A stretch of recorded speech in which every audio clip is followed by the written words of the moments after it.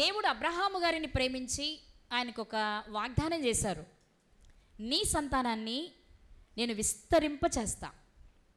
ఎంత విస్తరింపచేస్తాను అంటే సముద్రపు ఇసుక రేణువుల కంటే హెచ్చుగా, ఆకాశ నక్షత్రాల కంటే ఎక్కువగా నీ సంతానాన్ని అభివృద్ధి చేస్తా అని చెప్పడానికి ముందు ఆయనకు ఒక పరీక్ష పెట్టారు దేవుడు. నీ వాళ్ళందరినీ వదులుకొని నువ్వు ఒంటరిగా బయటికి రావాలి. అలా వస్తే ఇలా చేస్తా. నీ తండ్రి ఇంటి వారిని వదిలేయాలి, నీ బంధువులను వదిలేయాలి, నీ దేశాన్ని కూడా వదిలేయాలి. అలా వదిలేసి రాగలిగితే ఇస్తా. ఎందుకంటే అలా అందరినీ వదులుకొని రావడం చాలా కష్టం. అసలు అందరూ ఉండి ఎవరు లేనట్టు బ్రతకాలంటే మన వల్ల కాదు కదా. ఎందుకంటే ఇష్టపడి పెళ్లి చేసుకున్నారనుకోండి, తల్లిదండ్రులు కొన్ని సంవత్సరాలు చూడటానికి ఇబ్బందిగా ఉందనుకోండి, ఎంత బాధపడతారో. ఏ సందర్భం వచ్చినా వాళ్ళని జ్ఞాపకం చేసుకుంటారు. అదే నేను మంచిగా వివాహం చేసుకుంటే అమ్మ వాళ్ళ దగ్గరికి వెళ్ళేదాన్ని కదా, ఈ పండుగలో వాళ్ళతో ఉండేదాన్ని కదా, లేకపోతే ఈ అక్క చెల్లెలందరూ కలుసుకున్నప్పుడు నేను కలిసేదాన్ని కదా, అన్నదమ్ములందరూ కలిసినప్పుడు నేను ఉండేవాడిని కదా, నేను ఇలా చేసుకోబట్టే కదా వాళ్ళు ఉన్నా నేను వెళ్ళలేకపోతున్నాను అనే ఒక బాధ అందరినీ ఇబ్బంది పెడుతుంది. అది సహజంగా జరిగే పని. కానీ అందరూ ఉన్నా లేనట్టుగా బ్రతకాలి అని చెప్పారు దేవుడు అబ్రహాము గారికి. వస్తా, నేను నిన్ను నమ్మా, ఇక నాకు దేని జోలికి నేను పోను.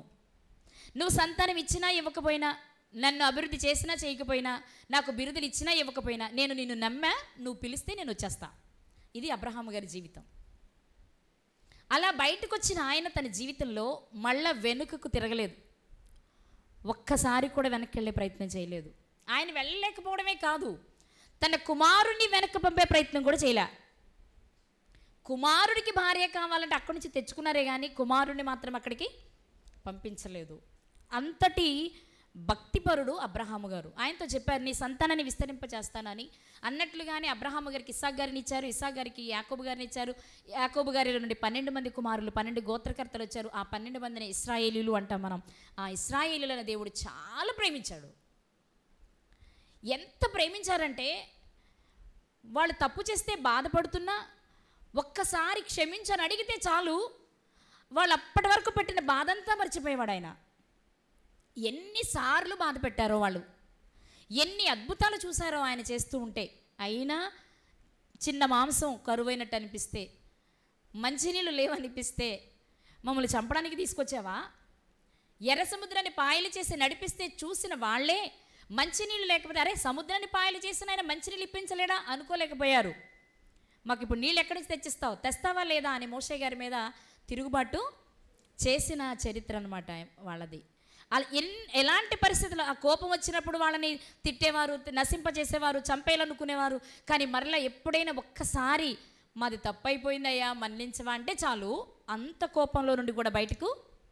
అదే తండ్రి ప్రేమ. నిజంగా ఆ ప్రేమే లేకపోతే మనం అందరం ఎప్పుడో టప్ప టప్ప టప్ప టప్ప రాలిపోవాలి కదా. ఏ మంచి ఉంది మనలో చెప్పండి. కష్టం వస్తే ఆయన దగ్గరికి వెళ్తాం, కష్టం తీరిపోక మళ్ళీ ఆయన మనము మర్చిపోతాం. మళ్ళీ కష్టం వస్తే కానీ మనకి ఆయన గుర్తుకురాడు. అలానే ఎరా నేను ఇప్పుడు గుర్తొచ్చానా నీకు అని ఇప్పుడు అడుగుతున్నారా?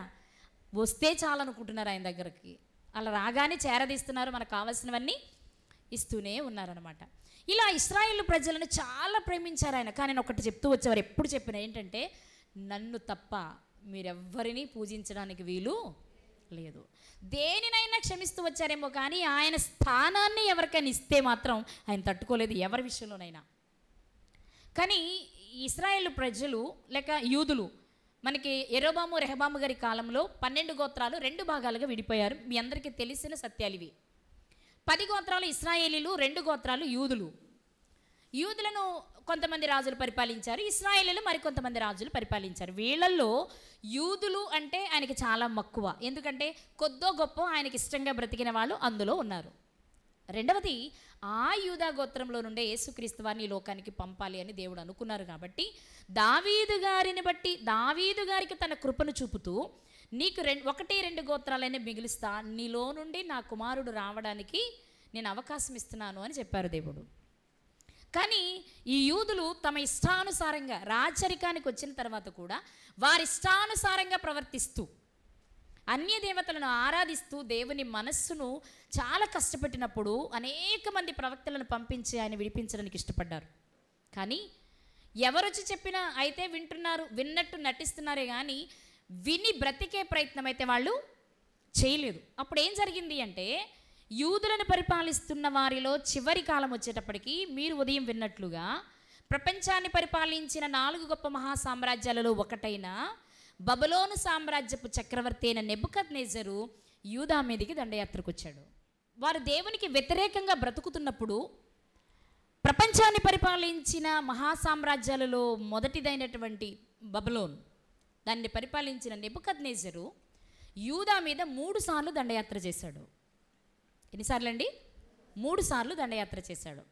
మొదటిసారి దండయాత్ర ఎప్పుడు చేశాడు అంటే, క్రీస్తుకు పూర్వం 606వ సంవత్సరంలో యెహోయాకీము అనే రాజుగా ఉన్నప్పుడు, యోషియా కుమారుడైన యెహోయాకీము రాజ్య పరిపాలన చేస్తున్నప్పుడు ఆయన దండయాత్ర చేసి కొంతమందిని యూదయాలో నుండి బబులోను దేశానికి చెర తీసుకుని వెళ్ళిపోయాడు. వాస్తవానికి మొదటిసారి నెబుకద్నెజరు రాలే, పని వాళ్ళని పంపాడు. కానీ ఆ రాజు ఆధ్వర్యంలో జరుగుతుంది కాబట్టి మనం రాజు వచ్చినట్లుగానే మాట్లాడుకుంటాం. మొదటిసారి క్రీస్తుకు పూర్వం 606వ సంవత్సరంలో యెహోయాకీము అనే వ్యక్తి యూదాకు రాజుగా ఉన్నప్పుడు, యూదయాకు రాజుగా లేక యూదులకు రాజుగా ఉన్నప్పుడు దండయాత్ర చేసి కొంతమందిని తన దేశానికి తీసుకుని పోయాడు. అలా వెళ్ళిపోయిన వారిలో ముఖ్యమైన వ్యక్తులు కొందరున్నారు. యెహోయాకీము కాలంలో బబులోను దేశానికి వెళ్ళిపోయిన వారిలో ముఖ్యులు ఎవరు అంటే, దానియేలు గారు, హనన్య గారు, మిషాయేలు గారు, అజర్యా గారు. చాలామంది వెళ్ళారు. అందులో ముఖ్యమైన వారు ఈ 4 అన్నమాట. ఇంకా చాలామంది వెళ్ళారు. ఈ 4 మొదటిసారి దండయాత్రలో, అప్పుడు యెహోయాకీము యూదయాకు రాజుగా ఉన్నాడు, బబులోను రాజు వచ్చి కొంతమందిని తీసుకుని వెళ్ళిపోయాడు. మరలా రెండవసారి ఎప్పుడు వచ్చాడు అంటే, ఇదే యెహోయాకీము కుమారుడు యెహోయాకీను రాజుగా ఉన్నప్పుడు క్రీస్తుకు పూర్వం 597వ సంవత్సరంలో మరలా రెండవసారి దండయాత్ర చేసి మరికొంతమందిని తీసుకుపోయాడు. రెండవసారి దండయాత్రలో వెళ్ళిపోయిన వారిలో యెహెజ్కేలు గారు ఉంటారు. మొదటిసారి దండయాత్రలో చెప్పాలి ఎవరెవరు ఉన్నారు? దానియేలు గారు, హనన్య, మిషాయేల్, అజర్యా గారు ఉన్నారు. చెరకు వెళ్ళిపోయారు. ఇది ఏ సంవత్సరం జరిగింది? క్రీస్తుకు పూర్వం 606. అప్పుడు యూదయ రాజెవరు? యూదాకి లేక యెరూషలేముకి రాజెవరు? యెహోయాకీము. ఓకే. మళ్ళా రెండవసారి దండయాత్ర ఎప్పుడు చేశారు అంటే 597వ సంవత్సరం క్రీస్తుకు పూర్వం కీను రాజుగా ఉన్నప్పుడు దండయాత్ర చేసి తీసుకువెళ్ళాడు. ఈ రెండవసారి దండయాత్రలో చెరలోనికి వెళ్ళిన వారిలో గొప్ప వ్యక్తి ఎవరు అంటే యెహెజ్కేలు గారు. మరలా మూడవసారి దండయాత్ర చేశాడు నెబుకద్నెజరు తన సైన్యాధిపతి లేక సంరక్షకుడైనటువంటి నెబూజరదానుని పంపించి. అది క్రీస్తుకు పూర్వం 587వ సంవత్సరంలో. అప్పుడు యూదాని పరిపాలిస్తున్న రాజు ఎవరు అంటే సిద్కియా. అప్పుడు యూదాని పరిపాలిస్తున్న రాజు ఎవరు? సిద్కియా. ఆ టైంలో ఉన్నటువంటి గొప్ప ప్రవక్త ఎవరు అంటే ఇర్మియా గారు. వాస్తవానికి ఇర్మియా గారు కూడా బబులోనికి చెరలోనికి వెళ్ళిపోవాలి, కానీ వెళ్ళలేదు. ఎందుకు వెళ్ళలేదు అంటే ఇర్మియా గారి గొప్పతనాన్ని యూదా రాజులు గుర్తించలేదు కానీ, లేక యూదా ప్రజలు గుర్తించలేదు కానీ బబులోను దేశంలో ఉన్నటువంటి నెబుకద్నెజరు గుర్తించాడు. ఎందుకు గుర్తించగలిగాడు అంటే ఇర్మియా గారు ప్రవచిస్తూ వచ్చారు. ఏమనంటే, మీరు బబులోను చెరలోనికి వెళ్ళిపోతారు, 70 సంవత్సరాలు అక్కడ ఉంటారు, మీరు జాగ్రత్త అని చెప్పాడు. ఇప్పుడు రెండుసార్లు దండయాత్ర జరిగినప్పుడు నెబుకద్నెజర్కి అర్థమైంది, వాళ్ళల్లో ఉన్న ఇర్మియా ప్రవక్త చెప్పే మాట నిజం, అదే నా జీవితంలో జరుగుతుంది, కానీ వాళ్ళు గుర్తించట్లేదు. కాబట్టి మూడవసారి నెబూజరదాన్ని పంపించేటప్పుడు నెబుకద్నెజర్ చేసిన పని ఏంటి అంటే, నెబూజరదాన్ నువ్వు వెళ్ళగానే ఇర్మియా అని ఒక ప్రవక్త ఉంటాడు, అతన్ని కలుసుకో, అతను నీకు ఏది చెప్తే అది చెయ్యి. వాస్తవానికి ఇర్మియా గారు చెప్పిన మాట యూదులు దేవుని పిల్లలు వినాలి, వాళ్ళు వినే పరిస్థితుల్లో లేరు. కానీ ఎవరు వింటున్నారు? అన్యుడైన నెబుకద్నెజర్ విన్నాడు, తన సైన్యాధిపతికి చెప్పాడు, అక్కడికి వెళ్ళి ఇర్మియా చెప్పినట్టు చేస్తే వాళ్ళంతా మన చేతుల్లోనికి వస్తారు అని. అప్పుడు నెబూజరదాన్ వచ్చి ఇర్మియా గారు చెప్పినట్లే చేసి అంతటిని ధ్వంసం చేసిన తర్వాత ఇర్మియా గారికి ఒక ఛాన్స్ ఇచ్చాడు. మీరు ఎక్కడ ఉండాలనుకుంటే అక్కడ ఉండండి, నాతో నా దేశం వస్తే తీసుకువెళ్తా, లేదు నీవు ఈ ప్రాంతాన్ని వదిలి రావడం నీకు ఇష్టం లేకపోతే ఇక్కడే ఉండు, కానీ నీకు ఒక క్షేమకరమైన స్థలాన్ని నువ్వెంచుకో, నువ్వెక్కడ ఎంచుకుంటే వాళ్ళ దగ్గర నిన్ను పెడతా, నీకు అయ్యే ఖర్చు నేను భరిస్తా, ఇది నా చక్రవర్తి నాకు ఇచ్చిన ఆజ్ఞ అని నెబూజరదాన్ ఇర్మియా గారికి సెలవిస్తే ఇర్మియా గారు అన్నారు, నేను మీ దేశం రాను బాబు, నేను మా దేశంలోనే ఉంటా అని చెప్పారు. అప్పుడు అక్కడ ఒక మంచి వ్యక్తికి, మరొక రాజుకి ఇర్మియా గారిని అప్పగించి నెబూజరదాన్ వెళ్ళిపోవడం జరిగింది. ప్రియులారా, ఇప్పుడు మీరు ఆలోచించవలసిన విషయం ఏంటి అంటే, నెబుకద్నెజర్ మొదటిసారి దండయాత్రలో యెహోయాకీముని బయటికి తీసుకువెళ్ళాలి అనుకున్నాడు, తన దేశానికి తీసుకువెళ్ళాలనుకున్నాడు. తీసుకువెళ్ళడానికి బయటకు వచ్చిన కొద్ది రోజుల్లోనే తన దేశానికి చేరక మునిపే యెహోయాకీము మరణించాడు. ఇంకా ఆ దేశానికి చేరలేదు అప్పటికి. ఆ తర్వాత మరలా రెండవసారి దండయాత్రలో కీనుని తీసుకువెళ్ళాలి, తీసుకువెళ్ళాడు. కీనుని తీసుకువెళ్ళడమే కాదు, కీను ఆ దేశంలోనే ఉండిపోయాడు. ఇంకా చెప్పాలి అంటే నెబుకద్నెజర్ పీరియడ్ అయిపోయింది, తర్వాత వాళ్ళ పీరియడ్ అయిపోయింది. ఎవెల్మిరోదిక్ అనే ఒక రాజు రాజ్యపాలనకు వచ్చే వరకు యెహోయాకీను బ్రతికే ఉన్నాడు. అప్పుడు ఫైనల్గా ఆ రాజు చేసిన పని ఏంటి అంటే, ఒక మాట మీకు చూపిస్తాను. ఇర్మియా గ్రంథము 52వ అధ్యాయము 31వ వచనం. మీకు నెబుకద్నెజర్ 3 సార్లు దండయాత్ర చేసిన విషయం ఇంకా క్లారిటీగా కావాలి అంటే ఇర్మియా గ్రంథం 52వ అధ్యాయము 28 నుండి మీరు చదువుకుంటే సరిపోతుంది. అంటే నా టాపిక్ అది కాదు కాబట్టి నేను ముందుకు వెళ్ళిపోతున్నా. 31వ వచనం చదువుతున్నా నేను. యూదా రాజైన యెహోయాకీను చెరపట్టబడిన 37వ సంవత్సరమున 12వ నెల 25వ దినమున బబులోను రాజైన ఎవెల్మెరోదకు తన ఏలుబడి యందు మొదటి సంవత్సరమున యూదా రాజైన యెహోయాకీనునకు దయ చూపి బందీగృహములో నుండి అతన్ని తెప్పించి అతనితో దయగా మాటలాడి అతనితో కూడా బబులోనులో నుండి రాజుల సింహాసనము కంటే ఎత్తైన సింహాసనం అతనికి నియమించెను. ఏం జరిగింది? యూదారాజైన యెహోయాకీను చెరపట్టబడిన 37వ సంవత్సరమున 37 సంవత్సరాలు చెరలో ఉన్న 37వ సంవత్సరము చెరలో నుండి బయటకు వచ్చాడు యెహోయాకీను. బయటికి రాగానే అప్పటికి బబులోనును పరిపాలిస్తున్న ఎవెల్మెరోదక్, అంటే నెబుకద్నెజర్ వెళ్ళిపోయాడు, తర్వాత కొంతమంది రాజులంతా వెళ్ళిపోయారు, ఎవెల్మెరోదక్ రాజుగా ఉన్నాడు. అతను ఏం చేశాడంటే యెహోయాకీనును బయటకు తీసుకురావడమే కాకుండా తనకు ఒక మంచి సింహాసనాన్ని వేయించి సింహాసనం మీద కూర్చోబెట్టి బందీగృహ వస్త్రాలు తీసివేసి మంచి ఆహారాన్ని తనకు పెట్టి పోషించాడు.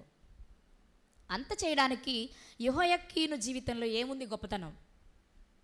వాస్తవానికి యెహోయాకీనును గూర్చి దేవుడు ముందు సెలవిచ్చిన మాట ఇదే ఇర్మియా గ్రంథంలో మనం చూడగలిగినట్లయితే ఇర్మియా గ్రంథం 22వ అధ్యాయము, ఇర్మియా గ్రంథము 22వ అధ్యాయము 24వ వచనం. ఇర్మియా గ్రంథము 22వ అధ్యాయము 24వ వచనంలో యెహోవా సెలవిచ్చినదేమనగా, యూదా రాజైన యెహోయాకీము కుమారుడగు కొన్యా అనగానే మీరు ఎవరైనా కంగారు పడద్దు. ఈయన యెహోయాకీను, ఈయనకే మరొక పేరు ఎల్యాకీను, ఈయనకే మరొక పేరు యెకొన్యా, ఈయనకే మరొక పేరు కొన్యా. కొన్యా అన్న, యెకొన్యా అన్న, యెహోయాకీను అన్న, ఎల్యాకీను అన్న ఒక్కరే. మళ్ళీ చెప్పనా, నా వైపు చూస్తారా? కొన్యా, యెకొన్యా, యెహోయాకీను, ఎల్యాకీను, ఈ 4 పేర్లు కూడా ఒక్కరివే. ఎవరితను అంటే కీము కొడుకు. ఎవరండి? కీము కొడుకు. ఓకే, ఈయన గురించి మాట్లాడుతూ దేవుడు ముందు చెప్తున్న మాట మనం చదువుకున్నది 37 సంవత్సరాల చెర తరువాత సింహాసనం మీదకి ఎక్కాడు. ఓకే, కానీ అతని జీవితంలో ప్రారంభపు స్థితి ఏంటి? అసలు ఎందుకు చెరకు వెళ్ళవలసి వచ్చింది అంటే అతని ప్రవర్తన బాగుంటే తన రాజ్యంలో ప్రజల ప్రవర్తన బాగుండేది. ప్రజలు రాజు బాగుంటే చెరకు వెళ్ళవలసిన అవసరం ఉండేది కాదు. అంటే చెరకు వెళ్ళాడు అంటేనే బాలేదు ఆయన పరిస్థితి అని కదా. అప్పుడు దేవుడు చెప్పిన మాట ఏంటి అంటే ఇప్పుడు 24వ వచనంలో చదువుకుందాం. యెహోయాకీము కుమారుడగు కొన్యా నా కుడి చేతికి శిఖా ఉంగరముగా ఉండినను దాని మీద నుండి నిన్ను ఓడదీసివేతునని నా తోడని ప్రమాణము చేయుచున్నాను. దేవుడే తన మీద తానే ఏమని మొట్టు పెట్టుకుంటున్నాడు తెలుసా? కొన్యా నా చేతి శిఖా ఉంగరమైనా సరే ఓడదీసి పడేయాలనుకుంటున్నా. ఎందుకు? నాకు నచ్చినట్లు తాను లేడు. 10 తరాలు శాపగ్రస్తులైనా మార్చే కృపను పొందుకోవాలి. ఒక వంతే అనుకుంటే 5 వంతులు తీసుకునే బెన్యామీను గారి జీవితంలో ఉండాలి అంటే ఇక్కడ చాలా శ్రద్ధగా ఉండాలి. మీకు అర్థం కాకపోయినా సరే వింటూనే ఉండాలి. ఓకేనా? ఇక్కడ కొన్య లేక యెహోయాకీనును గురించి దేవుడు సెలవిస్తున్న మాట ఏంటి అంటే, నా మనస్సుని బాధ పెట్టాడు, అందుకే అతని శిఖా ఉంగరంగా ఉంచాలనుకున్న నేను ఒకవేళ శిఖా ఉంగరపు స్థాయికి వెళ్ళినా ఓడదీసి పడేయాలనుకుంటున్నా అంటూనే మరో మాట చెప్పారు ఆయన 26వ వచనంలో, నిన్ను కనిన నీ తల్లిని, నీ జన్మభూమి కాని పరదేశంలోనికి విసిరివేసేదను. కీనును గురించి దేవుడు సెలవిస్తున్న మాట ఏంటో తెలుసా? నీ పరిస్థితి చూస్తే నాకేమనిపిస్తుందంటే నిన్ను విసిరేయాలనిపిస్తుంది, కాబట్టి నిన్ను నీ దేశము కాని దేశంలోనికి విసిరి పడేస్తా అన్నారు. అంటూనే మరో మాట చెప్పారు, ఏమనంటే, కొన్యాను ఇతడు హేయమైన ఓటికుండ వంటి వాడా, పనికి మాలిన ఘటమా, అతడును అతని సంతానమును విసిరివేయబడి తామెరుగని దేశంలోనికి ఏలత్రోయబడిరి అంటూనే 30వ వచనంలో మాట చెప్తున్నారు ఆయన. యెహోవా ఇలాగు సెలవిచ్చుచున్నాడు, సంతానహీనుడనియు తన దినములలో వర్ధిల్లని వాడనియు ఈ మనుషుని గురించి వ్రాయుడి. ఎవరట? ఆయన గురించి, యెహోయాకీనును గురించి దేవుడు ఏమని వ్రాయమంటున్నారు? సంతానహీనుడు, తన దినములలో వర్ధిల్లని వాడని యెహోయాకీనును గురించి రాసి పెట్టుకోండి అని చెప్పారు. మరి ఇంతకీ యెహోయాకీనుకి పిల్లలు ఉంటారా? యెహోయాకీనుని ఉంగరం లాంటి వాడైనా తీసి పడేయాలనుకుంటున్నా, ఈ దేశంలో నుండి పరాయి దేశంలోనికి విసిరి పడేయాలనుకుంటున్నా. ఎందుకంటే ఓటు కుండ లాంటి వాడు. కుండే ఓటుది కదా, కుండ అంటే మట్టితో చేసేది, అది ఎప్పుడు పుట్టుకుమంటదో తెలియదు. అలాంటిది అది మళ్ళీ ఓటి కుండట. అలాంటి ఓటికుండ లాంటి యెహోయాకీనుని గురించి దేవుడు వ్రాయిస్తున్న మాట ఏంటి అంటే, సంతానహీనుడని ఇతని గురించి రాయండి అన్నారు. ఆ మాట రాయమన్నారు అంటే యెహోయాకీనుకి పిల్లలు లేరు, అంతేనా? కొంచెం నా వైపు మైండ్ పెట్టి వినే ప్రయత్నం చేయండి. ఆయనకి పిల్లలు ఉండకూడదు. ఎందుకని? దేవుడే తన మీద ప్రమాణం చేసుకొని చెప్పి వ్రాయించిన మాట మరిది. కానీ మీకు మాట చెప్తా, సంతానహీనుడని రాయిస్తూనే పైన 28వ వచనంలో మనం చదివాం కదా, అతడును అతని సంతానమును విసిరివేయబడి అంటున్నారంటే సంతానమే లేనప్పుడు విసిరివేయాల్సిన అవసరం ఏముంది? సంతానహీనుడని రాయించినప్పుడు సంతానం ఉండకూడదు, సంతానం లేనప్పుడు సంతానాన్ని విసిరివేస్తానని చెప్పకూడదు కదా. మరి అతని సంతానం విసిరివేయబడునని చెప్తూనే మళ్ళీ 30వ వచనంలో క్రిందకు వస్తే, అతని సంతానములో ఎవడును వర్ధిల్లడు. అదేంటి? ఒకటి సంతానం ఈనంటూనే సంతానాన్ని విసిరేస్తానంటున్నారు, సంతానం లేదంటూనే సంతానం వర్ధిల్లదంటున్నారు. ఏంటి దేవునికే ఏమీ అర్థం కావట్లేదా? ఏది పడితే చెప్పేస్తున్నారు మనకి. ఇంతకీ అతనికి సంతానం ఉంటుందా ఉండదా? సంతానహీనుడు అన్నారు అంటే ఉంటుందా ఉండదా? ఆ మాట ప్రకారం అయితే ఉండకూడదు. కానీ నీ సంతానాన్ని విసిరేస్తాను, నీ సంతానం వర్ధిల్లదు అంటున్నారంటే సంతానం ఉంటుంది కానీ సింహాసనం మీద కూర్చునే సంతానం ఉండదు.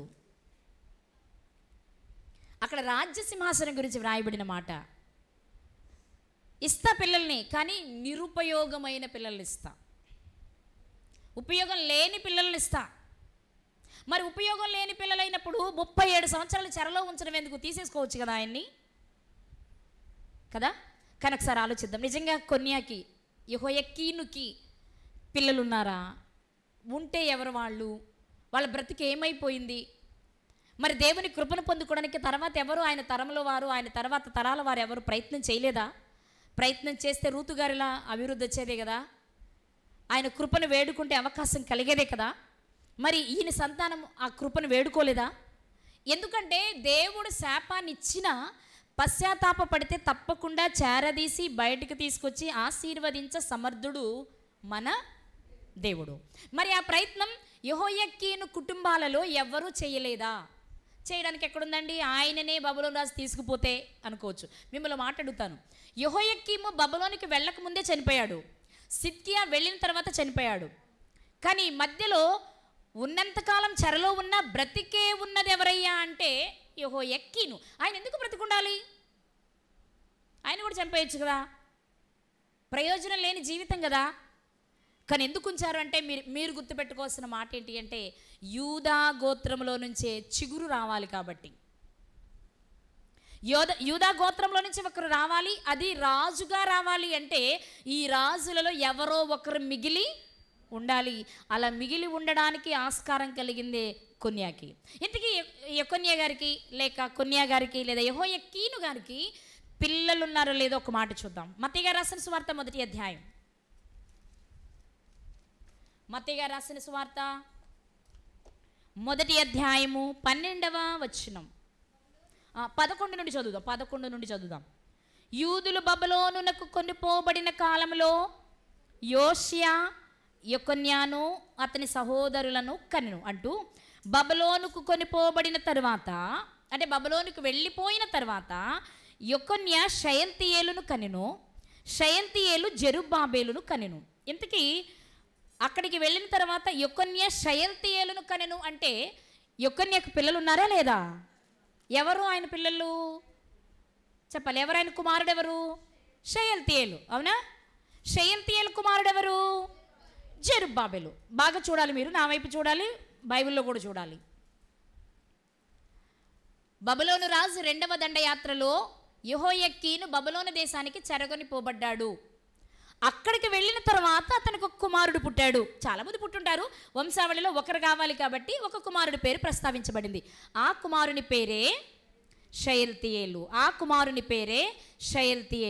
ఈ షయల్తీయేలు గారికి కూడా కుమారుడు పుట్టాడు, అతని పేరే జెరుబ్బాబెలు. ఇప్పుడు మీరు గుర్తుపెట్టుకోవాల్సిన విషయం ఏంటంటే, షయల్తీయేలు గారు కానివ్వండి, జెరుబ్బాబెలు గారు కానివ్వండి, ఎక్కడ పుట్టారు? బబులోనులో పుట్టారు. అంతేనా? ఎక్కడ పుట్టారు? నా వైపు చూసి చెప్పండి. ఎక్కడ పుట్టారు? మళ్ళీ గట్టిగా చెప్పండి. ఎక్కడ పుట్టారు? బబులోనులో పుట్టారు ఈ వచనం ప్రకారం. ఇంతకీ యెకొన్యా గారికి షయల్తీయేలు గారు నిజంగా కుమారుడేనా కాదా ఒక మాట చూద్దాం. దినవృత్తాంతముల మొదటి గ్రంథము 3వ అధ్యాయము 16 నుండి చదువుకుందాం. దినవృత్తాంతముల మొదటి గ్రంథము 3వ అధ్యాయము 16వ వచనం. యెహోయాకీము కుమారులలో యెకొన్యాను ఒకడుండెను, అతని కుమారుడు సిద్కియా. యెకొన్యా కుమారులు అంటే యెహోయాకీను కుమారులు ఎవరంటే అస్సీరు, షయల్తీయేలు. బాగా వినాలి నా వైపు చూసి. మనకి మత్తయి సువార్తలో షయల్తీయేలు గారు కనిపించారు.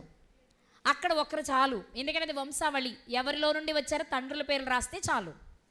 సో అక్కడ యెహోయాకీను లేక యెకొన్యాకి పుట్టిన కుమారుడు షయల్తీయేలు గారుగా మాత్రమే కనిపించారు. కానీ అతనికి మరొక కుమారుడు కూడా ఉన్నారు, అతని పేరే అస్సీరు. యెకొన్యా గారికి ఇప్పుడు ఎంతమంది పిల్లలు? నా వైపు చూసి చెప్పండి. ఎంతమంది పిల్లలు? 2. ఒకరు అస్సీరు, 2 షయల్తీయేలు. రైట్. ఇప్పుడు నెక్స్ట్ ఆ ఇద్దరేనా అంటే ఇంకో పేరు చూద్దాం. మల్కీరాము, పెదాయ, షనజ్జరు, యెకమ్యా, హోషామా, నెదబ్య. ఇక్కడ వరకు యెకొన్యా పిల్లలే. అర్థమైందండి? మనం 2 పేర్లు చదువుకొని వదిలేసాం, ఆ పేర్లన్నీ ఆయనయే. యెకొన్యాకి ఎంతమంది పిల్లలు? అస్సీరు, షయల్తీయేలు, మల్కీరామ్, పెదాయ, షనజ్జరు, యెకమ్యా, హోషామా, నెదబ్య. ఇప్పుడు మీకు అర్థం కావాల్సింది ఏంటంటే, యెకొన్యా గారికి చాలామంది పిల్లలు ఉన్నారు. ఆ పిల్లలలో యేసుక్రీస్తు వారి వంశావళిలో స్థానాన్ని సంపాదించుకున్న వ్యక్తి ఎవరు అంటే షయల్తీయేలు. షయల్తీయేలు గారికి కుమారుడు ఉన్నారు, అతని పేరే జెరుబ్బాబేలు. ఏం పేరండి? జెరుబ్బాబేలు. ఈరోజు మనం జెరుబ్బాబేలు గారి గురించి కొంచెం నేర్చుకుందాం. ఎక్కడ చరిత్ర, ఎక్కడ జెరుబ్బాబేలు అనుకుంటున్నారు కదా, మరి తప్పదు. అక్కడ కొంచెం ఇక్కడ కొంచెం మొత్తం మనం మాల కట్టుకోవాలి, తప్పదు. ఓకేనా? ఇక్కడ మీకు ఒక చిన్న క్లారిఫికేషన్ ఇస్తా.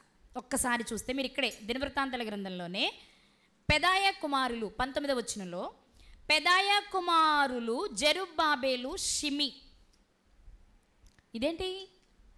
జెరుబ్బాబేలు ఎవరి కుమారుడని మత్తయి సువార్తలో చదువుకున్నాం? షయల్తీయేలు గారు కదా. మరి ఇక్కడ పెదాయ అని ఉందేంటి? ఇంతకైనా పెదాయ కుమారుడా షయల్తీయేలు గారి కుమారుడా చెప్పాలి. మనం చదువుకున్న పేర్లు అసలు పెదాయ ఉన్నాడా? కొన్యా గారి కుమారుల్లో పెదాయ ఉన్నాడా? ఉన్నాడు. ఉన్నారు కదండి. పెదాయ 17వ వచనంలో మల్కీరాము, పెదాయ. యొకొన్య కుమారులలో పెదాయ ఉన్నారు, షయల్తీయేలు ఉన్నారు. కానీ ఇక్కడ కనిపిస్తున్నప్పుడు మనకేమర్థమవుతుంది? షయల్తీయేలు కుమారుడు జెరుబ్బాబెలు కాదు, పెదాయ కుమారుడు జెరుబ్బాబెలు అని దినవృత్తాంతంలో ఉంది. కానీ మత్తయి సువార్తలో ఉంది షయల్తీయేలు కుమారుడు జెరుబ్బాబెలు అని. ఇంతకీ జెరుబ్బాబెలు షయల్తీయేలు కుమారుడా, పెదాయ కుమారుడా? ఇద్దరు ఒకటే అంటే పై వచనాలు ఇద్దరు వేరువేరుగానే కనిపిస్తున్నారు. మరి మనకి యొకొన్య కుమారులు ఇద్దరు పేర్లు ఉంది కదా, ఇద్దరు ఉంది కదా. కానీ ఇక్కడ రాజుల వంశాలలో కీము దగ్గర నుంచి వస్తే అక్కడ ఉన్నది ఆ ఒక్కరే.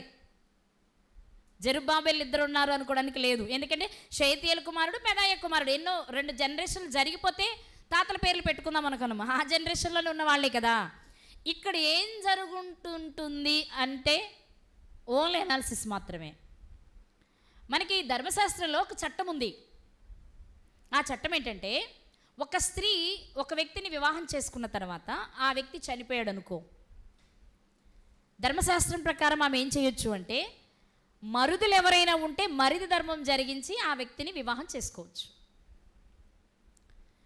ఇప్పుడు మరిది గారిని వివాహం చేసుకుంది, మరిది గారి వలన పిల్లలు పుట్టారనుకోండి, వదిన మరిదిని చేసుకోవడం ఏంటి అనుకోదు. ఈ జనరేషన్ కాదు ఇది, అప్పుడుది కాబట్టి మీరు అది వినాలి. అలాగే మరిది గారిని వివాహం చేసుకున్న తర్వాత మరిది గారి వలన పుట్టే మొదటి కుమారుడు ఎవరైతే ఉంటాడో అతడు చనిపోయిన వ్యక్తికి కుమారుడిగా పరిగణించబడతాడు. ఇది మనకు ద్వితీయోపదేశకాండం 28వ అధ్యాయంలో ఉన్న చట్టం. దీనినే యేసుక్రీస్తు వారి దగ్గరికి సద్దూకయ్యలు తీసుకొచ్చారు. నువ్వు పునరుద్ధానం లేదంటావు. ఒక స్త్రీ వివాహం చేసుకుంది, భర్త చనిపోయాడు, రెండోవాడు చేసుకుంది చనిపోయాడు, మూడోవాడిని చేసుకుంది చనిపోయింది, 7 తర్వాత ఈమె చనిపోయింది, మరి పునరుద్ధానం ఉంది, ఈమె ఎవరికి భార్యగా ఉంటుంది అని అడిగి తీసుకొచ్చారే. ఇది చట్టం ఉంది కాబట్టి క్రీస్తు దగ్గరికి తేగలిగారు. తామారు గారి సందర్భం కూడా అదే కదా. పెద్ద కుమారుని పెద్ద ఆయన చేసుకుంది, ఆయన చనిపోతే రెండో ఆయన చేసుకుంది, ఆయన చనిపోతే మూడోవాడిని ఇవ్వాలి, శైలాన్ని ఇవ్వలేదు కాబట్టి యూదా గారి దగ్గరికి యూదా గారిని కలవాల్సి వచ్చింది ఆవిడ. ఎందుకంటే ఇది పాత నిబంధనలో తప్పు కాదు, చట్టం కూడా. ఇప్పుడు ఇక్కడ మీరు గుర్తించాల్సిన విషయం ఏంటి అంటే, వాస్తవానికి పెదాయ కుమారుడే జెరుబ్బాబెలు గారు అయ్యుండాలి. పుట్టింది పెదాయకే అయ్యుండాలి. కానీ పెదాయ కంటే ముందు పెదాయ భార్య షయల్తీయేలుని వివాహం చేసుకుని ఉండాలి. షయల్తీయేలు గారు ఒకవేళ చనిపోయి ఉంటే పెదాయ వలన పుట్టిన మొదటి కుమారుడు షయల్తీయేలుకు కుమారుడుగా పరిగణించబడాలి. అందుచేతనే క్రొత్త నిబంధనలో జెరుబ్బాబెలు గారు షయల్తీయేలు గారికి కుమారుడిగా పరిగణించబడి ఉండుండొచ్చు. ఎందుకంటే 2 పేర్లు ఉన్నాయి కాబట్టి, అప్పటికి చట్టం ఉంది కాబట్టి. వాస్తవానికి యొకొన్య కుమారులలో పెదాయ ఉన్నాడు, షయల్తీయేలు ఉన్నారు. మొదటి షయల్తీయేలు వివాహం చేసుకుని ఉంటే పెద్దవాడు కాబట్టి అతను చనిపోయి ఉంటే ఖచ్చితంగా తర్వాత రెండో వ్యక్తిని ఎవరినో వివాహం చేసుకోవాలి కాబట్టి పెదాయాని వివాహం చేసుకుని ఉంటుంది ఆ స్త్రీ. పెదాయ గారి వలన పుట్టిన మొదటి సంతానం ఎవరి సంతానం అవ్వాలి? చనిపోయిన వ్యక్తి ఆస్తి అవ్వాలి. అది చేయడం ఇష్టం లేక కదా యూదా గారి రెండవ కుమారుడు తామారు గారితో విభేదించాడు. కాబట్టి ఇప్పుడు పెదాయాన్ని చేసుకున్న తర్వాత పుట్టిన తొలి సంతానం జెరుబ్బాబెలు గారు అయి ఉండాలి. ఈ జెరుబ్బాబెలు గారు పెదాయాకి పుట్టినప్పటికీ మరణించిన షయల్తీయేలుకే కుమారుడుగా పరిగణించబడాలి. కాబట్టే మనకి క్రొత్త నిబంధనలో షయల్తీయేలు కుమారుడు జెరుబ్బాబెలుగా పరిగణించబడింది, రాయబడింది. ఇది అనాలిసిస్ మాత్రమే. కానీ చాలా వరకు అవకాశం ఉంది మనం విశ్వసించడానికి. అక్కడ 2 పేర్లు ఉన్నప్పుడు మనం కన్ఫ్యూజ్ అవ్వకుండా ఉండడానికి ఆల్రెడీ చట్టం ఉంది కాబట్టి. ఇది మీ ఇష్టం, తీసుకుంటే తీసుకోండి, లేకపోతే లేదు. ఓకే. కానీ ఇప్పుడు మనం ఆలోచించవలసింది ఎవరి గురించి అంటే జెరుబ్బాబెలును గురించి. వాస్తవానికి యొకొన్యాని విసిరివేస్తానన్నాడు కదా దేవుడు, సంతానహీనునిగా చేస్తానన్నాడు కదా దేవుడు. మరి అలాంటప్పుడు అతనికి పిల్లల్ని ఎలా ఇచ్చారు? ఆ పిల్లలలో షయల్తీయేలు ఉన్నాడు, షయల్తీయేలుకి జెరుబ్బాబెలు ఉన్నాడు, జెరుబ్బాబెలు నుండి మరికొంతమంది పిల్లలు ఉన్నారు. వాళ్ళలో నుండి వచ్చిన వారే యాకోబు గారు, యాకోబు గారి నుండి వచ్చిన వారే యోసేపు గారు, యోసేపు గారి నుండి వచ్చిన వారే యేసుక్రీస్తు వారు. యేసుక్రీస్తు వారి రాకకు ఓటికుండ లాంటి యొకొన్యాన్ని ఎందుకు ఎంచుకున్నారు ఆయన? యేసుక్రీస్తు వారి రాకకు సంతానహీనుడు వర్ధిల్లుడు అని చెప్పిన, శిఖావింగరంగా ఉన్నప్పటికీ తీసివేస్తానని చెప్పిన దేవుడు అతనికి ఎందుకు సంతానాన్ని ఇచ్చాడు? ఆ సంతానంలో జెరుబ్బాబెలు గొప్పతనం ఏంటి? ఈరోజు జెరుబ్బాబెలు జీవితం మనకేమి నేర్పిస్తుంది? జెరుబ్బాబెలు అనే పేరుకి అర్థం బాబేలులో జన్మించినవాడు అని. జెరుబ్బాబెల్ అంటే అర్థం ఏంటండి? బాబేలులో జన్మించినవాడు. నిజంగానే అక్కడికి వెళ్ళాక పుట్టారు ఆయన. బాబేల్ అంటే బబులోను, మీకు తెలిసింది కదా. ఆదికాండం 8వ అధ్యాయం ప్రకారం బాబేలు, దానికే తర్వాత బబులోను లేదా కల్దీయ దేశము అన్న అదే. అర్థమైందా? ఇప్పుడు మనకు తెలిసిందే, యొక్కన్యానే ఆ దేశానికి వెళ్ళిపోయాడు కాబట్టి పెదాయ కానివ్వండి, షయల్తీయేలు గారు కానివ్వండి, అస్సీరు గారు కానివ్వండి, మనం చదువుకున్న ఎవరైనా ఎక్కడ జన్మించారు? వీళ్ళంతా బబులోనులోనే జన్మించారు. ఇక యొక్కన్య గారి పిల్లలే అక్కడ జన్మిస్తే మరి మనమలు ఎక్కడ పుడతారు? అక్కడే పుట్టాలి. ఎందుకంటే 70 సంవత్సరాలు వారు బబులోనులో చెరలో ఉండాలి కదా. రైట్, వెళ్ళిపోయారు. అక్కడే జన్మించారు ఈ జెరుబ్బాబెల్ గారు. అయితే జెరుబ్బాబెల్ గారి గురించి మనం ఎందుకు నేర్చుకోవాలి? అసలు చాలామంది ఉండగా ఆయన గురించి మనం ఎందుకు నేర్చుకోవాలి అంటే ఒక విషయం చెప్తా.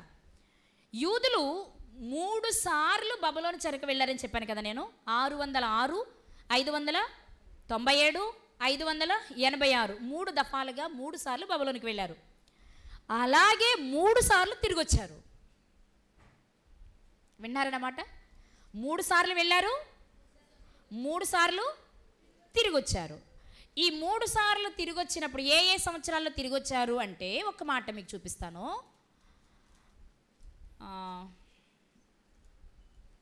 క్రీస్తుకు పూర్వం 536లో మొదటిసారి తిరిగి వచ్చారు. చదువుకున్న వాళ్ళు రాసుకోవచ్చు. క్రీస్తుకు పూర్వం 536లో తిరిగి వచ్చారు. 536లో యెరూషలేమునకు తిరిగి వచ్చిన వారికి నాయకుడుగా ఉన్న వ్యక్తి ఈ జెరుబ్బాబెలు. అర్థమైందండి? ఒకసారి నా వైపు చూడండి. నేను మిమ్మల్ని ఒక ప్రశ్న అడిగితే చెప్పండి. మొదటిసారి చెరలోనికి వెళ్ళిన వారిలో ముఖ్యులెవరు? రెండవసారి చెరలోనికి వెళ్ళిన వారిలో ముఖ్యులెవరు? మూడోసారి వెళ్ళబోయి ఆగిపోయింది ఎవరు? రైట్. ఇప్పుడు 3 సార్లు మళ్ళీ తిరిగి వచ్చారు. ఎందుకంటే మొదట వెళ్ళిన వాళ్ళకి 70 అవగానే తిరిగి వస్తారు, రెండోసారి 70 అవగానే ఇలా రావాలి. కాబట్టి మొదటిసారి తిరిగి వచ్చిన వాళ్ళు ఎవరు అంటే, తిరిగి వచ్చింది ఎప్పుడు అంటే క్రీస్తుకు పూర్వం 536లో. ఆ తిరిగి వచ్చేటప్పుడు సుమారు 50,000 మంది తిరిగి వచ్చారు వెనక్కి. సుమారు 49,000 చిల్లర వచ్చారు. గుర్తుగా ఉండడానికి రౌండ్ ఫిగర్ 50,000 అనుకుంటాం మనం. 50,000 మంది తిరిగి వచ్చారు. ఆ తిరిగి వచ్చే వారికి నాయకుడు జెరుబ్బాబెలు. ఆయన గురించి మనం ఎందుకు ఆలోచించాలి అంటే అసలు నాయకత్వం వహించాల్సిన అవసరం అతనికి ఎందుకు వచ్చింది, అతనే ఎందుకు తీసుకురావాలి, అతనికి ఏ అర్హత ఉందని అధికారం ఇవ్వబడింది, ఇది మనం ఈరోజు ఆలోచించాల్సిన విషయాలు. ఇక రెండో గుంపు ఎప్పుడొచ్చింది అంటే క్రీస్తుకు పూర్వం 458 బబులోను నుండి యెరూషలేమునకు రెండవసారి తిరిగి వచ్చిన గుంపు ఎప్పుడు అంటే 458. ఈ గుంపుకు నాయకుడు ఎజ్రా. మూడవసారి క్రీస్తుకు పూర్వం 445లో మూడోసారి తిరిగి వచ్చారు. ఈ గుంపుకు నాయకత్వం వహించిన వాడు నెహెమ్యా. 3 దఫాలు వెళ్ళారు, 3 దఫాలుగా వచ్చారు. ఈ వచ్చిన వారిలో ఎజ్రా గారి పేరు మీకు తెలుసు. ఎందుకంటే తెలియకపోయినా ఇప్పుడు ఇంటికి వెళ్ళినా చదువుకోవచ్చు. ఏం చదువుకోవచ్చు? ఎజ్రా గ్రంథాన్ని. ఆయన గురించి తెలియకపోయినా ఆ పేరు వింటూ వచ్చాం. ఎందుకంటే 66 పుస్తకాలలో ఆ పేరుతో ఒక పుస్తకం ఉంది కాబట్టి. అలాగే నెహెమ్యా గారి పేరు కూడా ఉంది కాబట్టి ఎజ్రా తర్వాత ఉండే పుస్తకమే నెహెమ్యా కాబట్టి ఈ రెండు తెలుసు. కానీ మొదటి గుంపుకు నాయకత్వం వహించిన జెరుబ్బాబెల్ గారి పేరు మీద అయితే పుస్తకం లేదు, కానీ పుస్తకాలలో ఉంది. అర్థమైందా? అందుకే ఆయన గురించి మనం ఈరోజు నేర్చుకోవాలి. ఓకే. జెరుబ్బాబెల్ గారికి మరొక పేరు, జెరుబ్బాబెల్ గారికి ఉన్న మరొక పేరేంటి అంటే షేష్బజ్జరు.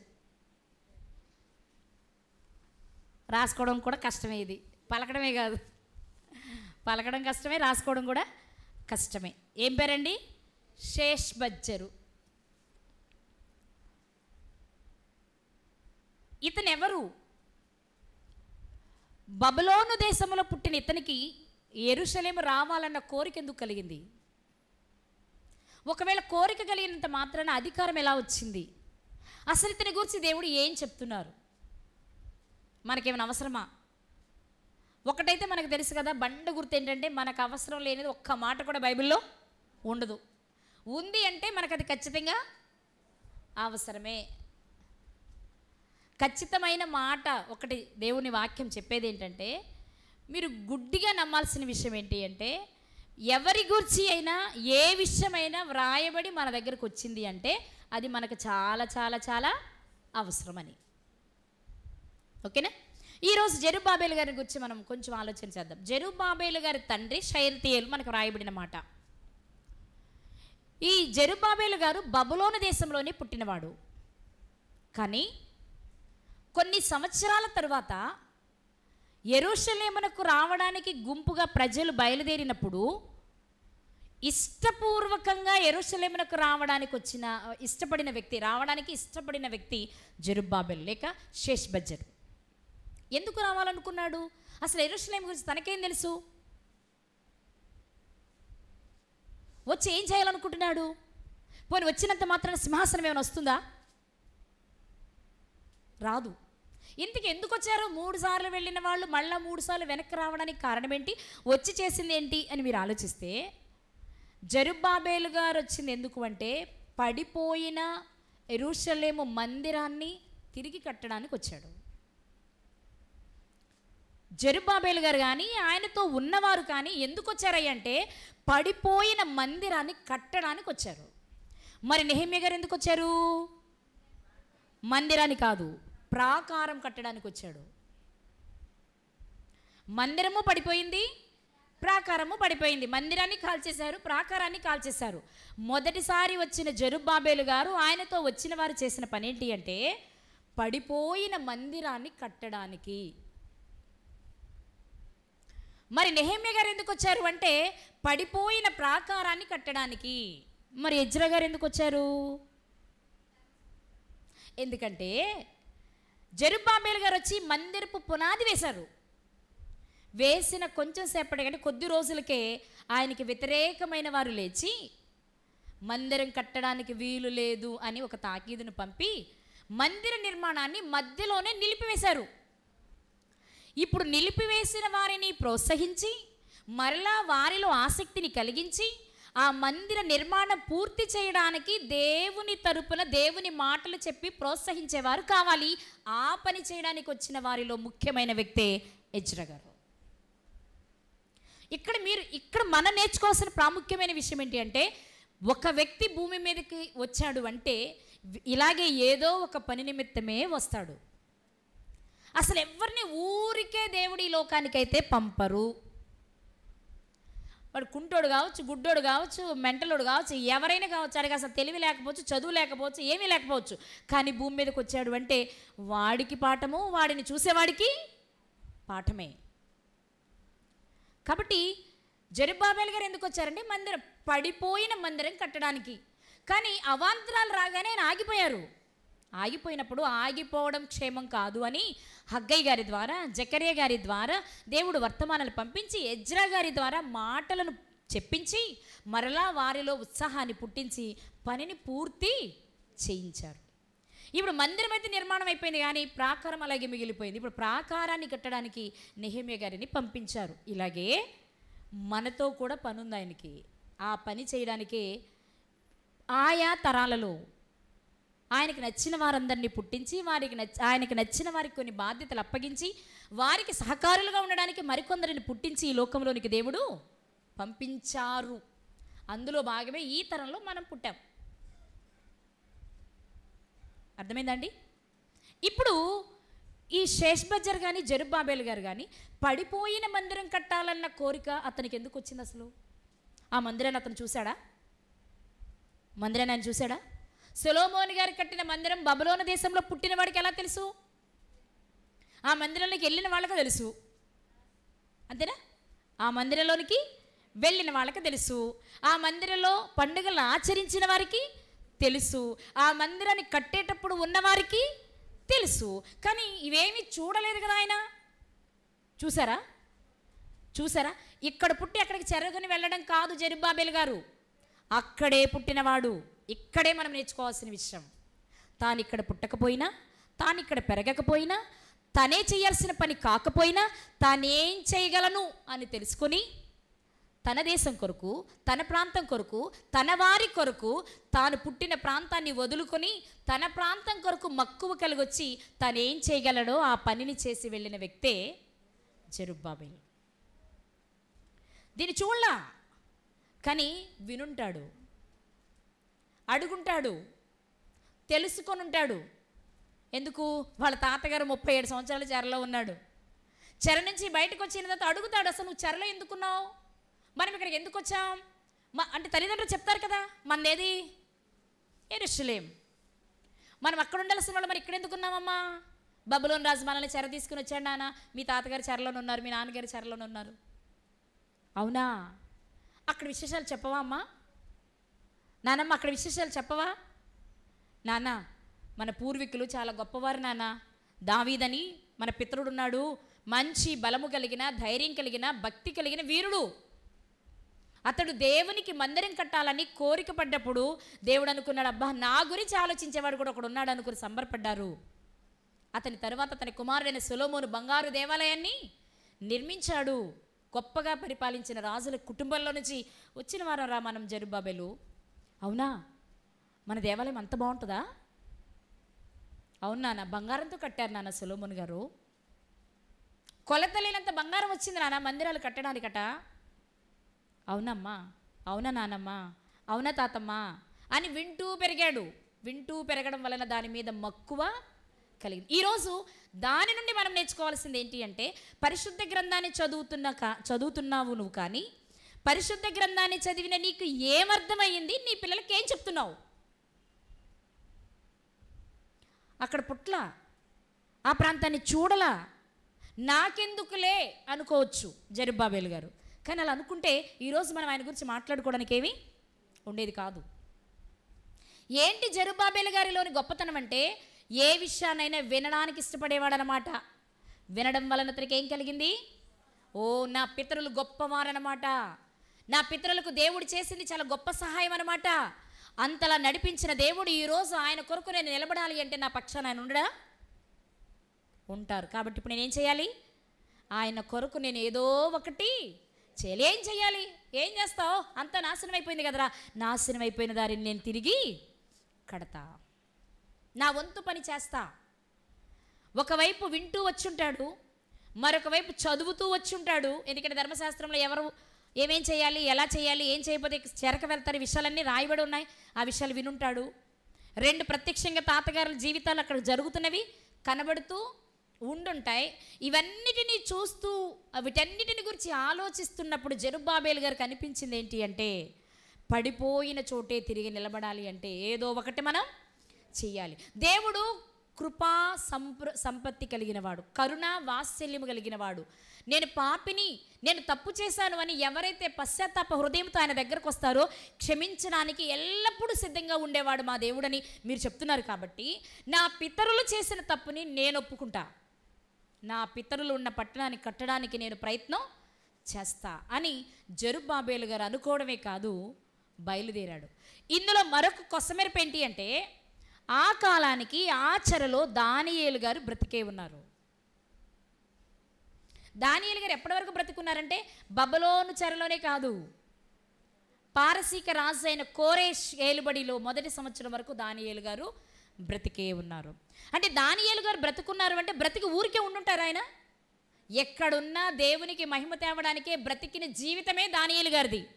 ఇప్పుడు దానియేలు గారి నోట నుండి కూడా ఆ చెరలో నుండి కొన్ని మాటలు జెరుబ్బాబెలు గారు వినే ఉండాలి, వినే ఉంటారు.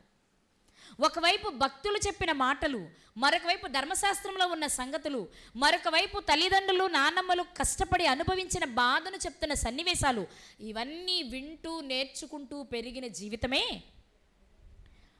మనం చేయలేని పని, మన వల్ల కాని పని మన పిల్లల వల్ల జరగాలి అంటే జరిగినవన్నీ మనం మన పిల్లలకు నేర్పుతూ ఉండాలి. నేర్పాలి అంటే నేర్చుకునే పరిస్థితులను మనం వారికి కల్పించాలి. ఎన్నిసార్లు చెప్తున్నాను వినవేంటి నువ్వు, విను, ఇదిగో ఇది బైబిల్ తీసా అంటే కాదు. మనం చదువుతుంటే బాబాయ్ మా అమ్మ రోజు చదువుతుంది, నేను రోజు చదివిపోయిన 1 గంటన్నా చదవాలనే ఆలోచన వాడికి వస్తుంది. మనం చక్కగా టీవీ చూసుకుంటూ అరే నువ్వు బైబిల్ చదవరంటే చదువుతాడేంటి? చదువుతాడా? చదవరు కదా. పిల్లలు తల్లిదండ్రులను చూసి నేర్చుకుంటారు, వాళ్ళు చేసేవి చూసి చేస్తారు. చిన్నప్పుడే పిల్లలకి చీర కట్టుకోవాలనిపిస్తుంది, మగపిల్లలకి పంచి లుంగి కట్టుకోవాలనిపిస్తుంది. ఎందుకు? ఆడపిల్లల చీర ఎందుకు కట్టుకోవాలనుకుంటారు? వాళ్ళ అమ్మని చూస్తారు. నేను ఆడపిల్లని కాబట్టి మా అమ్మ ఎలాంటి డ్రెస్ వేస్తుంది, మా అమ్మ జడ ఎలా వేసుకుంటుంది, మా అమ్మ ఎలా నడుస్తుంది, మా అమ్మ ఏ వస్తువులు పెట్టుకుంటుందో చూస్తూ పెడతాడు, నాకు కావాలనిపిస్తుంది. నాన్న బయటకు ఎలా వెళ్తాడు, బయట ఏమేం చేస్తాడు. నేనే చిన్నపిల్లలకు చూడండి, ఆడపిల్లల పని చెప్తే నన్ను ఆడపిల్ల అంటాడు, పెద్ద మగపిల్లడు అయినట్టు, అదే పెద్ద మగాడైనట్టు. ఆడి ఉద్దేశం ఏంటి? తండ్రి మగపిల్లాడు కాబట్టి నేను అవే చెయ్యాలి అనే దానిలో ఫిక్స్ అయిపోతాడు. అంటే పిల్లలు తల్లిదండ్రులను చూసి నేర్చుకుంటూ పెరుగుతారు. అందుకే వాళ్ళ ముందు మనం చాలా జాగ్రత్తగా ఉండాలి, నేర్పించేలా ఉండాలన్నమాట. ఇప్పుడు జెరుబ్బాబెలు గారి జీవితాన్ని చూడండి. ఆ పట్టణంతో అతనికి ఎలాంటి అనుబంధము లేకపోయినా తిరిగి వెళ్ళాలి, నేను నా పట్టణాన్ని తిరిగి కట్టాలి అనుకున్నారు. ఎప్పుడైతే ఆయన కట్టాలి అనుకున్నారో వెంటనే దేవుడు తీసుకున్న నిర్ణయం ఏంటో తెలుసా? ఒకసారి చూద్దాం. హగ్గయి గ్రంథము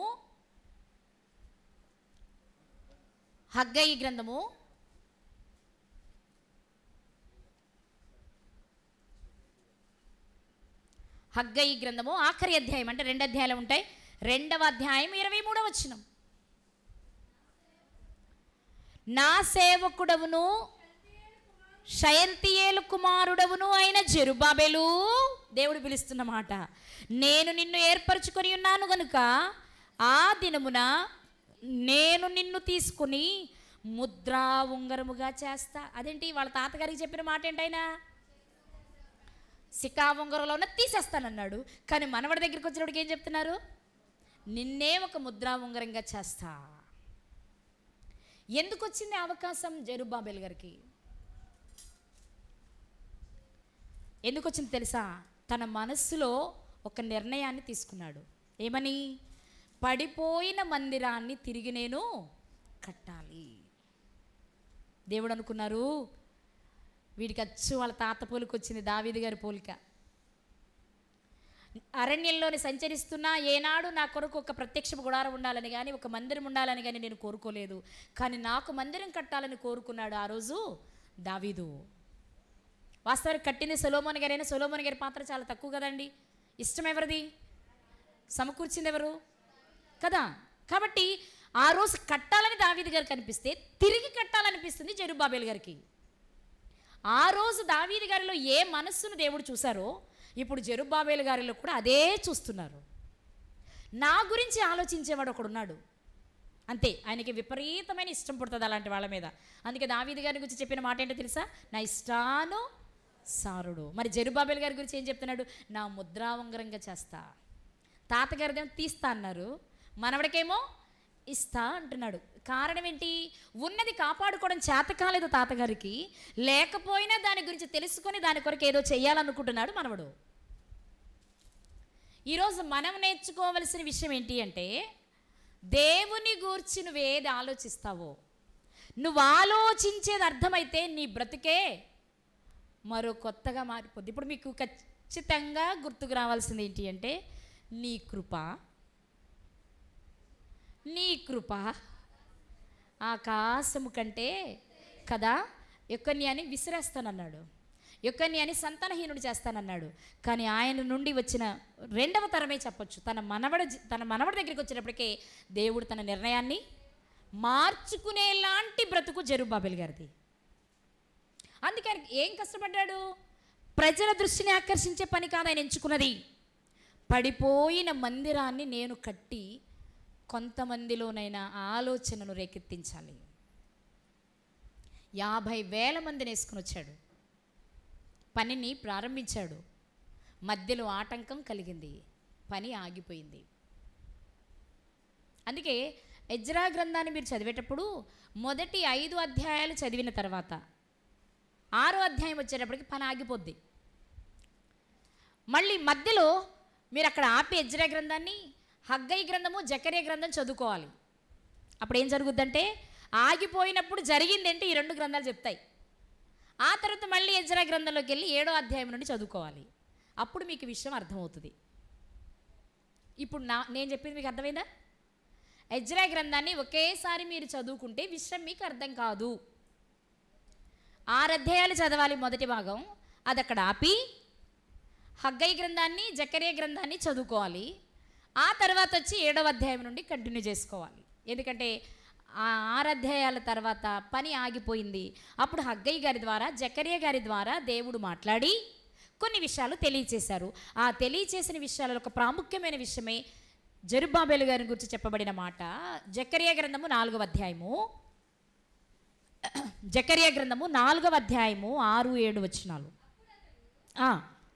నాతో ఇట్లనెను, జెరుబ్బాబెలు నాకు ప్రత్యక్షమగు యెహోవా వాక్కు ఇదే. ఇదిగో జెరుబ్బాబెలుకి ఈ విషయం చెప్పండి మీరు ఒకసారి. అదేంటంటే, శక్తి చేతనైనను బలము చేతనైనను కాక నా ఆత్మ చేతనే ఇది జరుగునని సైన్యములకు అధిపతికి యెహోవా సెలవిచ్చెను. గొప్ప పర్వతమా, జెరుబ్బాబెలును అడ్డగించుటకు నువ్వేమాత్రపు దానవు? నీవు చదును భూమి వగుదువు. కృప కలుగునుగాక, కృప కలుగునుగాక అని జనులు కేకవేయగా అతడు పై రాయి తీసుకొని పెట్టించును. ఎవరు? జెరుబ్బాబెల్. జెరుబ్బాబెలు కార్యాన్ని తలపెట్టాడు. ఇక దానిని ముగించే పని ఎవరిది? నా వైపు చూసి చెప్పండి, ఎవరిది? నాది. జెరుబ్బాబెలుకి చెప్పండి, తన శక్తితో కాదు ఈ పని జరుగుతుంది, తన బలముతో కాదు ఈ పని జరుగుతుంది, నా ఆత్మ ద్వారా దీన్ని జరిగిస్తా, అది జెరుబ్బాబెలు ద్వారానే జరిగిస్తా. ఈ సన్నివేశం ద్వారా మనం నేర్చుకోవాల్సిన ప్రాముఖ్యమైన విషయం ఏంటో తెలుసా? ఏదైనా దేవుని కొరకు చేయాలి అంటే నేను చెయ్యలేనేమో, నా వల్ల కాదేమో, నేను అన్నీ చూసుకున్నా చేస్తాననే మాటలు మన దగ్గర ఎక్కువ వాడతాం.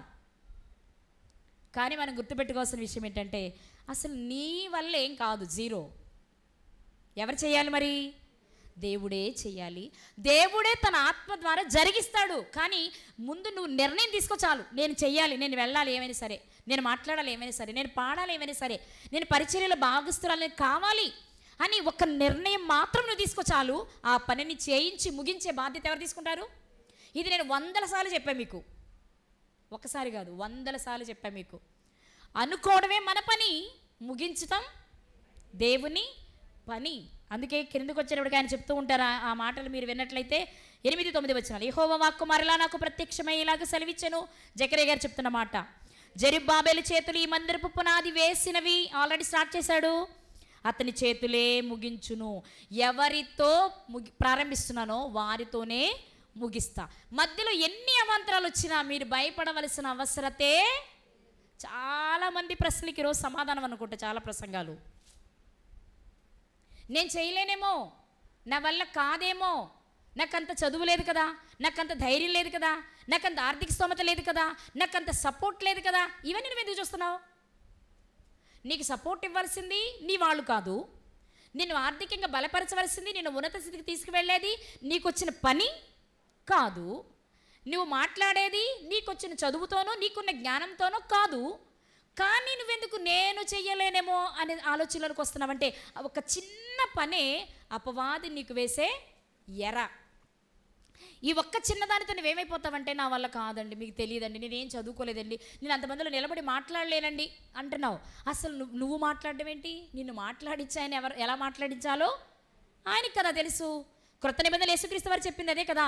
మీరు మహాసమాజం మధ్యకు వెళ్ళినప్పుడు ఎలా మాట్లాడాలని మీరు భయపడవలసిన అవసరత లేదు, దేవుని ఆత్మ మీ చేత మాట్లాడిస్తుందని చెప్పేశారుగా. నువ్వు ఎక్కడ మాట్లాడినా, అక్కడ మాట్లాడినా, ఎక్కడ మాట్లాడినా మాట్లాడే మనిషివి నువ్వేమో, కానీ మాట్లాడించేది మాత్రం దేవుడైనప్పుడు దేనికి మనం భయపడవలసిన అవసరత లేదు. అలాని బాగా మాట్లాడుతున్నానని హెచ్చిపోవలసిన అవసరత కూడా లేదు. నీకంటే బాగా మాట్లాడగలిగిన వాళ్ళు ఉన్నారు, లేదంటే ఏమీ రానోళ్ళని తీసుకొచ్చి నీకంటే అద్భుతంగా దేవుడు వాడుకోగలరు. నువ్వు కొంచెం వెర్రితలలు వేస్తే, నేను కాబట్టి అనేది ఎక్కడైనా నీకు 1% వచ్చినా కట్ చేస్తే ఏమీ రాని వాళ్ళని తీసుకెళ్ళి నిలబెట్టగల సామర్థ్యం కలిగిన వాడు ఎవరు? అవును కదా. యూదా దేశంలో లేడు, యూదా రాజుల చరిత్ర ఆయనకు తెలియదు, ఎంత గొప్పగా బ్రతికారో తెలియదు, ఆ మందిరం యొక్క గొప్పతనం ఏంటో తెలియదు.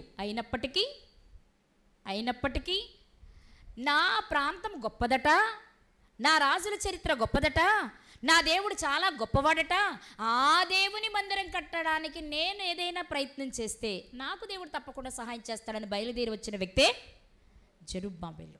ఆ ఒక్క ఆలోచనే దేవుని మనస్సులో తన స్థానాన్ని పెంచింది. జెరుబ్బాబెలుకి మాట చెప్పు, ఇది నా శక్తితో జరిగించే పని, తన శక్తి వలన కానీ తన బలము వలన కానీ ఇది జరుగుతుందని అనుకుంటాడేమో, అందుకే నేనేమి చేయలేకపోయినా ఆగిపోయాడేమో. కుదరదు, పని జరిగించేది నేను. అతని చేయి పునాది వేసింది, ఆ చేతితోనే నేనేం చేస్తాను, ముగిస్తా. కానీ ఒకటి చెప్తా, నా కోసం ఆలోచించాడు కాబట్టి అతను నేను నా ముద్రా ఉంగరంగా చేసుకుంటా. బైబిల్ గ్రంథంలో ఉంగరానికి చాలా ప్రాధాన్యత ఉందండి. మీకు తెలుసు కదా, యోసేపు గారు అనేక శ్రమలను అనుభవించిన తర్వాత ఫరో ఇంటికి అధికారి అయిన పరిస్థితులు వచ్చినప్పుడు ఫరో ఉంగరాన్ని తీసి యోసేపుకి ఇచ్చాడు. ఆ ఉంగరం యొక్క విశిష్టత ఏంటో తెలుసా? సమాజానికి, రాజ్యంలో ఉన్న ప్రజలకు ఏదైనా ఒక శాసనం చేయాలి అంటే రాజు ముద్ర ఉన్న ఉంగరంతో ముద్రిస్తేనే ఆ శాసనం చట్టం అవుతుందన్నమాట, లేకపోతే దానికి విలువ ఉండదు. అలాంటి ఉంగరాన్ని ఫరో యోసేపుకి ఇచ్చాడు. అలాంటి ఉంగరాన్ని అహష్వేరోష్ మొర్దెకైకి ఇచ్చాడు. మొర్దెకై కంటే ముందు హామానికి ఇచ్చాడు, ఆ తర్వాత మొర్దెకైకి ఇచ్చాడు. మీరు దీన్ని ఆలోచించుకుంటూ వెళ్తే ఉంగరం అంటే ఒక గొప్ప అధికారం ఇవ్వడం. ఈ అధికారం లోక సంబంధమైనది కాదు. ఆయన గుర్తించి, ఆయన ఇష్టపడి, ఆయన ఇచ్చే అధికారం అది. అందుకే చెప్తున్నాడు, నేను షేష్బజ్జర్కి నా ముద్రా ఉంగరంగా చేసుకోవాలనుకుంటున్నా, అతనితో ఈ కార్యాలన్నీ నేను జరిగిస్తా. ఎందుకు జరిగిస్తానో తెలుసా? అతని చేతిలో గుండు నూలు ఉండడం నాకు కనబడుతుంది. చూస్తారా? జకర్యా గ్రంథం 4వ అధ్యాయం ముగించుకుందాం, 10వ వచనం. కార్యములు అల్పములై ఉన్న కాలమును తృణీకరించిన వాడెవడు? లోకమంతటను సంచారము చేయి యెహోవా యొక్క 7 నేత్రములు జెరుబ్బాబెలు చేతిలో గుండు నూలుండుట చూచి సంతోషించును. గుండు నూలు అంటే తాపి పని చేసేవాళ్ళు లైన్ తీసుకోవడానికి చూపిస్తారు గుండు, చూసారా? అది అంటే ఏంటి ఇక్కడ ఉద్దేశం అంటే, దేవుని పని చేయడానికి జెరుబ్బాబెలు నిశ్చయించుకున్నాడు. అది నా దృష్టిని ఆకర్షిస్తుంది. అతను ఆ పని చేయాలనుకుంటున్నాడు కాబట్టి ఆ పనిని నేను చేయిస్తా. పని చేయాలని అతను అనుకోవడమే నాకు సంతోషాన్ని ఇస్తుంది. అందుకే అతను ఏం చేస్తానో తెలుసా? గొప్ప చేస్తా. ఈరోజు జెరుబ్బాబెలు గారి ద్వారా దేవుడు మనతో మాట్లాడుతున్న విషయం ఏంటో తెలుసా? మనం వచ్చింది కూడా మందిరాలు కట్టడానికే. ఏ మందిరాలు? ఏ దేవాలయాలు? దేహము అనే దేవాలయాలు కట్టడానికే మనం వచ్చాం. ఈ దేవాలయాలు ఎలా కట్టబడతాయి? వాక్యం ద్వారా, సువార్త ద్వారా కాదా? మన దేహం దేవునికి ఆలయంగా ఎలా మారుద్ది? పాపం అంటకుండా ఈ దేహం ఉండాలి అంటే దీనికి ఏం కావాలి? వాక్యమే కావాలి. వాక్యమే కదా ఎముకలు, మూలు, నరములు, కండరాల సహితం దూచుకుంటూ లోపలికి వెళ్ళగలిగింది ఏదండి?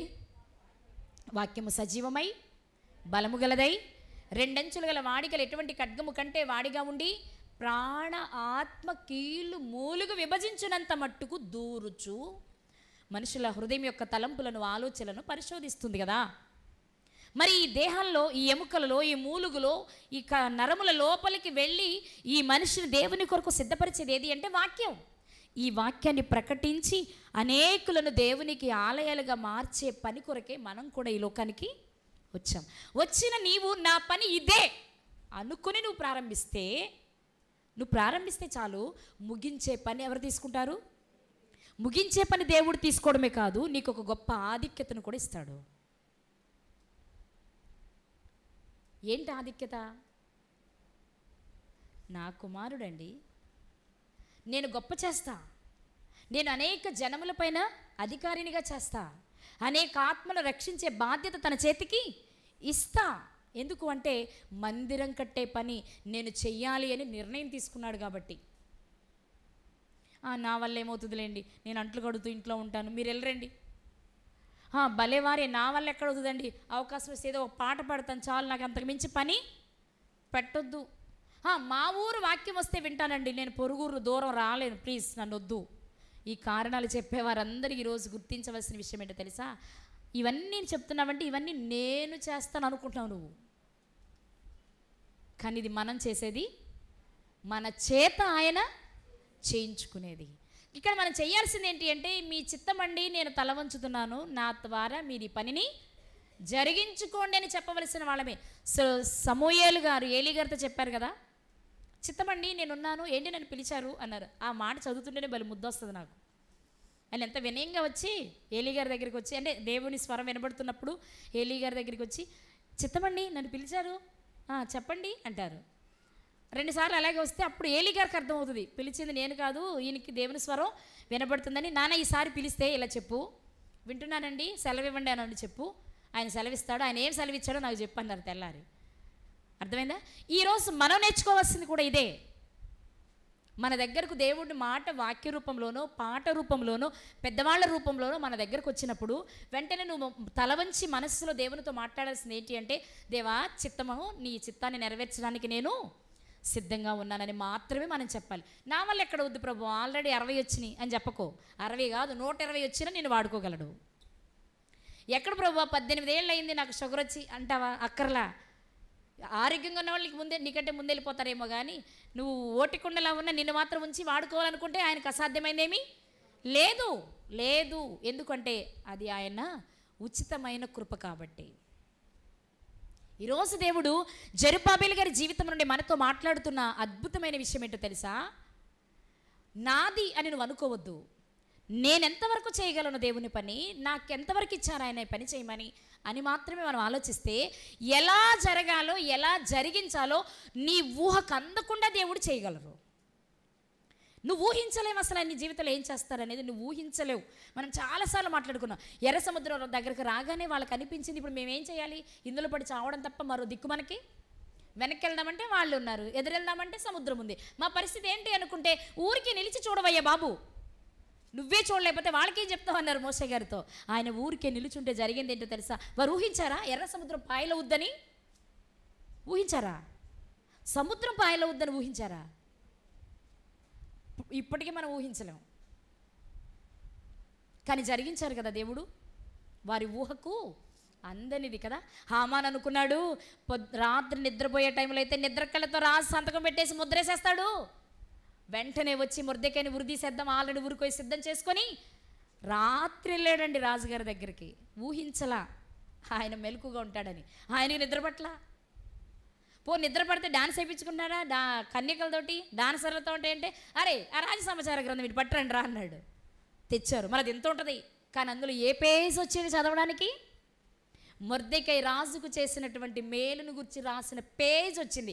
ఆ పేజే వస్తుందని, అప్పుడు రాజు మెలకుగా ఉంటాడని, మరణానికి బదులుగా సన్మానం జరగబోతుందనే సంగతి మొర్దెకైకి తెలీదు, హామానికి తెలీదు, ఇంకా చెప్పనా రాజుకు కూడా తెలీదు.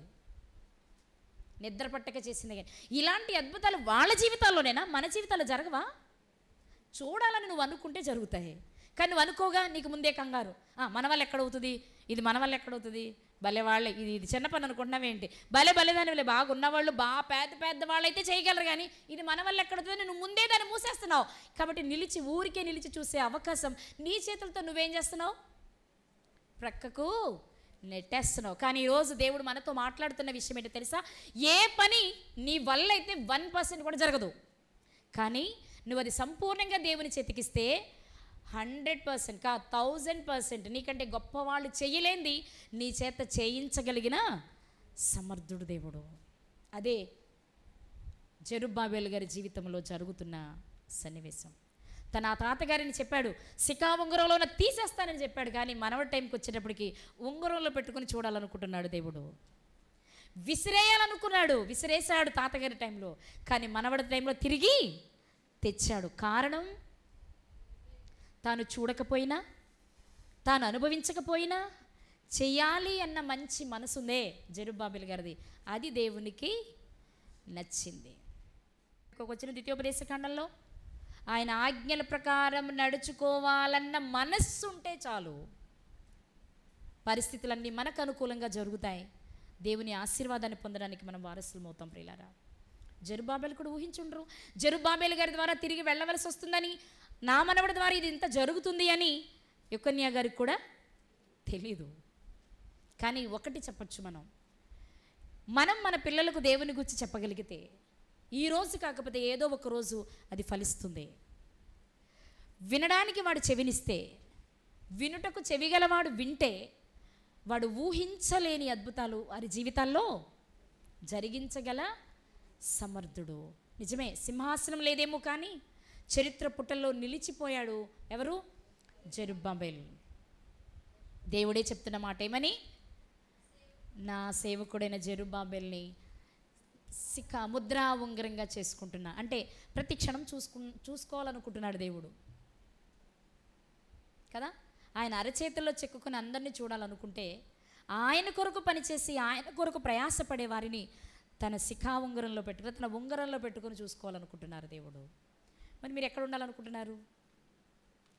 అరిచేతిలో ఉండాలనుకున్నా పర్వాలేదు, కానీ అరిచేతుల్లో కూడా తుడిచివేయబడిన వారిలో ఉండాలనుకుంటే కష్టం.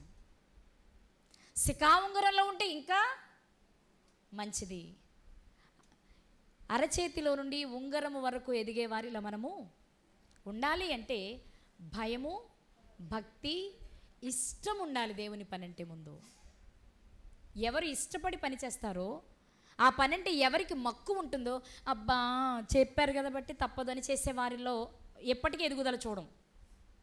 మీరు గమనించుకొని కావాలంటే, చెప్పారు కాబట్టి చెయ్యాలి అనుకునే వారిలో ఎదుగుదల చూడం.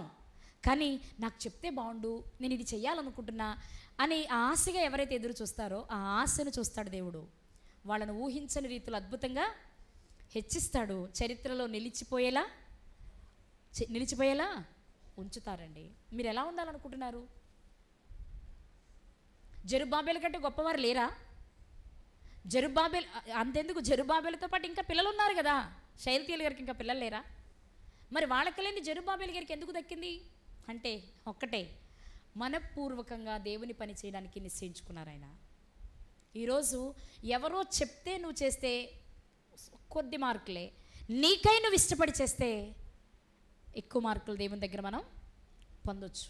కనుక ఈ మధ్యాహ్నం దేవుడు మనతో మాట్లాడుతున్న విషయం, నేనేం చేయగలను, నేను నిస్సహాయురాలనే, నేను నిస్సహాయుడనే, నాకు చదువు లేదే, లేకపోతే 10 మందిలో మాట్లాడడం నాకు చేత కాదే, 4-5 రకాల భాషలు నాకు తెలియదే, లేదా నా స్థితి 10 మందిలో నిలబడేది కాదే అని నిన్ను నువ్వు తగ్గించుకోవడం మంచిదేలే. కానీ నువ్వు చేస్తున్న పని కొరకు వాటిని కారణాలుగా చూపించడం మాత్రం కరెక్ట్ కాదు.